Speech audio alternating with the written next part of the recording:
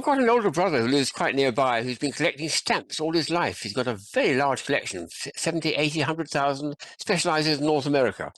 I collect stamps too, but only if they're very unusual. This is one I was sent by one of my friends, for instance. When I opened up, there were two long stamps, one and two. Where's the second one? And they're both from Guernsey, which is one of the Channel Isles. I'll see if I can get them into focus. I've got to send them so that, how do they spell Guernsey?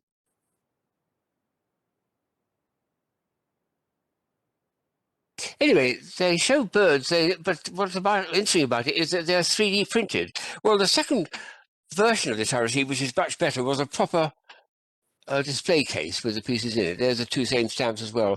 But you have more luck with this because it's a reproduction of the first picture, but much enlarged. So this is Magic Eye.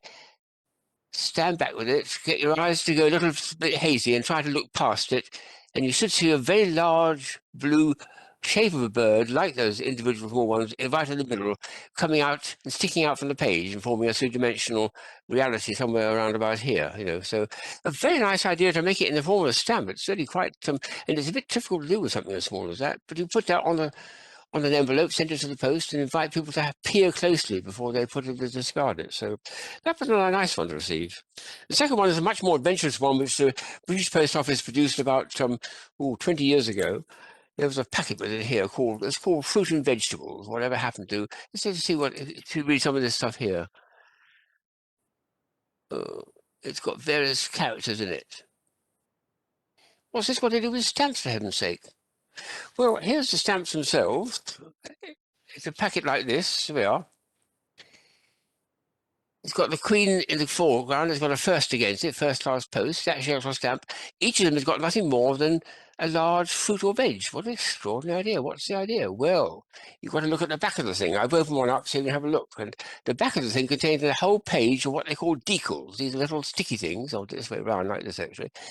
And it's got mouths. And can you see what you're going to be doing? Like that figure there? You're going to start putting a moustache on the lemon and two eyes and a funny little a sort of spotted white and red bow tie and a hat as well. Look at all those other creatures and critters and things. So I started decorating this one, and there's my first attempt. Isn't that extraordinary? You can do so many things with this. And the idea is when the kids finish decorating it, the mother puts it, or the parent puts it on the letter and sends it to the post to their godmother, their aunt, their grandparent, whoever it is, so the kid can feel that they've taken part in the production of that stamp because it's been decorated by them. A very nice idea, that. I wish they'd bring that back because it's such a wonderful thing which ought to be used for every generation, I think. And I've got several more vegetable and fruits I've still got to fill up because I've got 4 or 5 of these, I think, in my collection. What a clever idea that is. I think it's so inventive and involving the kids as well when you're sending out letters. That's good. I like that. Do you?